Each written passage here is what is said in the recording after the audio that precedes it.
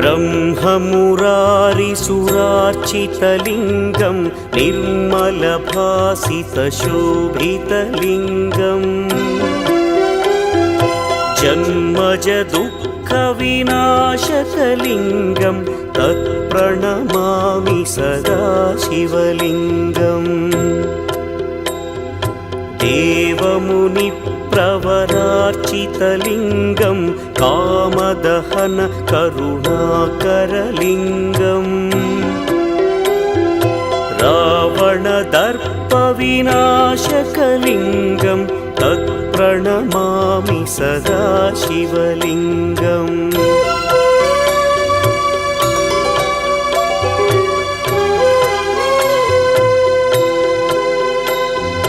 सर्वसुगन्धसुलेपितलिङ्गं